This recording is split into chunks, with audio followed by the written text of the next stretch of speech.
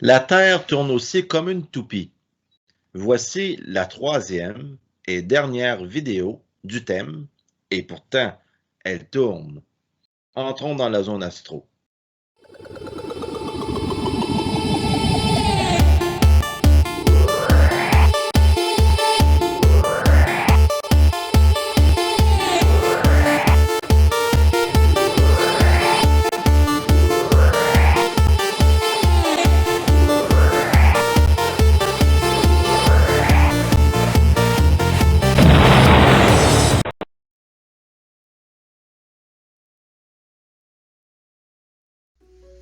Partie 3, précession des équinoxes.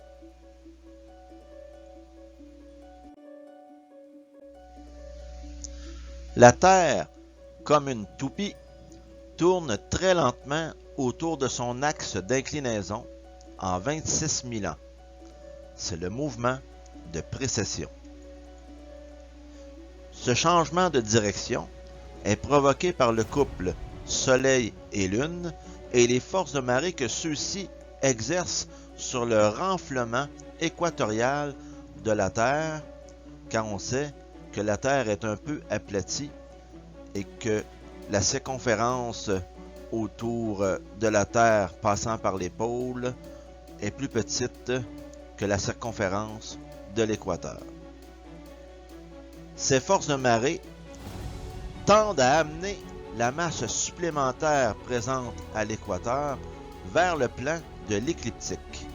L'écliptique étant la trace du mouvement dans l'espace de la Terre tournant autour du Soleil sur son orbite. Vous pouvez reculer la vidéo pour réécouter les passages plus complexes des explications pour mieux saisir. La Terre tourne autour du Soleil et les forces de marée ne peuvent changer l'angle entre l'équateur et l'écliptique, mais elles provoquent un déplacement de l'axe de rotation de la Terre dans une direction perpendiculaire à cet axe et au couple Soleil-Lune. L'axe de la Terre décrit la surface d'un cône dont l'axe est perpendiculaire donc au plan de l'écliptique, à la manière de l'axe d'une toupie posée sur une table qu'on voit tourner autour de la verticale. En raison de l'attraction conjuguée du Soleil et de la Lune, il y a aussi le petit mouvement de nutation qui se traduit par une oscillation de l'axe de rotation de la Terre pouvant aller jusqu'à plus ou moins 17,2 secondes d'arc en longitude et à plus ou moins 9,2 secondes d'arc en obliquité avec une période de 18,6 ans qui est égale à celle de la précession du nœud ascendant de l'orbite lunaire.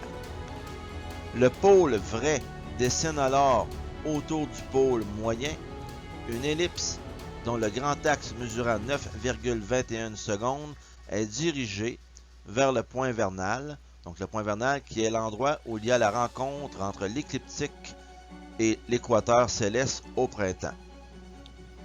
Vous pouvez faire des recherches sur ce sujet qui est un peu plus complexe, mais on peut voir que les mouvements de la Terre sont assez fascinants malgré la complexité de certains.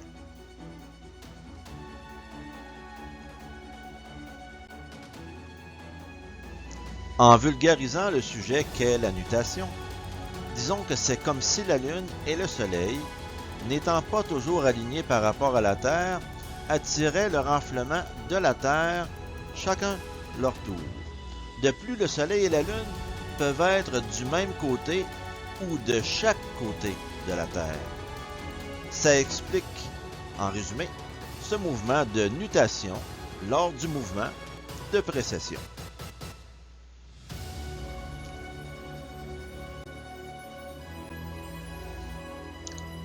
L'étoile polaire n'est pas toujours le même corps céleste selon les années qui passent.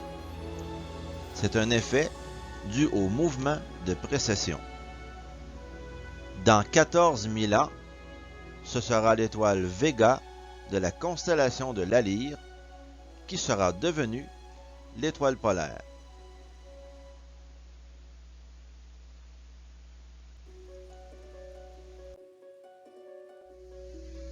Le mouvement de précession affecte aussi le climat de la Terre. Il y a 11 000 ans, l'hiver était plus froid et l'été plus chaud dans l'hémisphère nord. La Terre était plus près du Soleil, en même temps que son axe d'inclinaison favorisait une réception plus directe des rayons du Soleil et donc une plus grande concentration de chaleur sur l'hémisphère nord.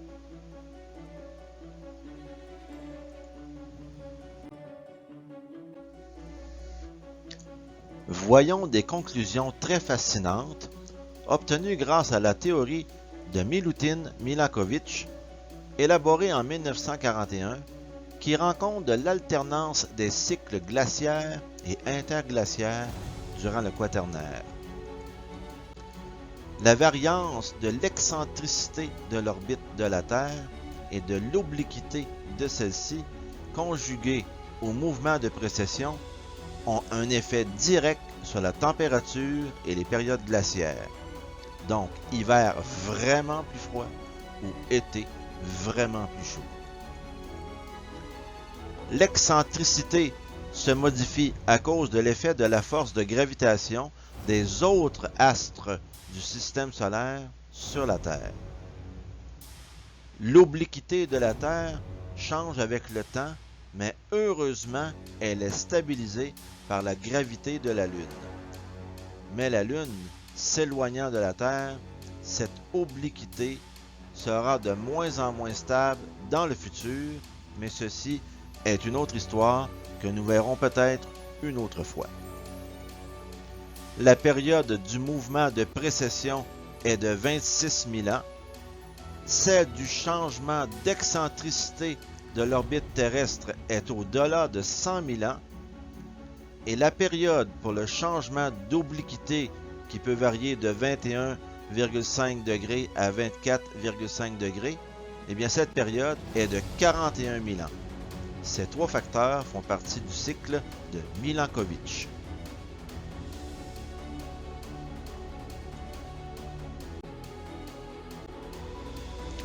Pour conclure sur le cycle de Milankovitch, une glaciation se produit lorsque les hautes latitudes de l'hémisphère nord reçoivent un minimum de rayonnement solaire durant l'été. Donc, les facteurs obliquité, excentricité, précession sont à l'honneur. Exemple, position très loin, donc l'excentricité de l'orbite de la Terre l'éloigne du Soleil. Donc, position très loin plus axe non favorable lors de la précession des équinoxes et obliquité au maximum. Et tout ça ensemble font que c'est la bonne recette pour une période glaciaire.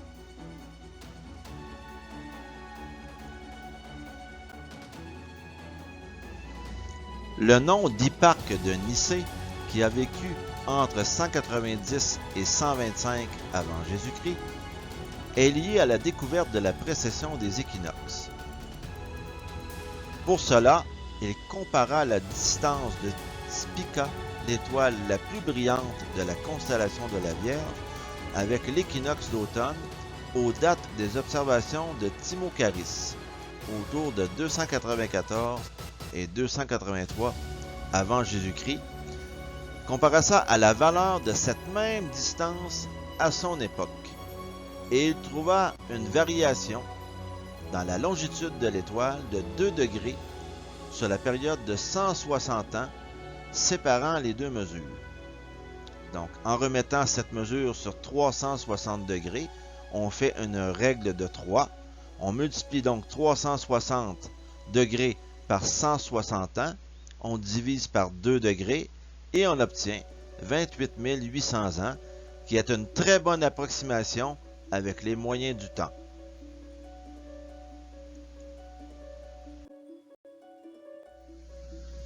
Il fallait quand même qu'Hipparque ait eu l'idée de génie de consulter les anciennes données de l'astronome grec Timocharis et de faire ses calculs pour réaliser sans comprendre pourquoi qu'il se passait ici quelque chose qui serait compris beaucoup plus tard. J'espère que suite au visionnement de cette vidéo et des 2 précédentes de la série Et pourtant elle tourne, vous comprenez un peu mieux les mouvements de la Terre dans l'espace, les causes de ces mouvements et les effets de ceux-ci, et que vous continuerez à suivre ce qui se passe dans la zone astro. N'hésitez pas à encourager la zone avec un pouce bleu ou un abonnement. À bientôt dans la zone astro.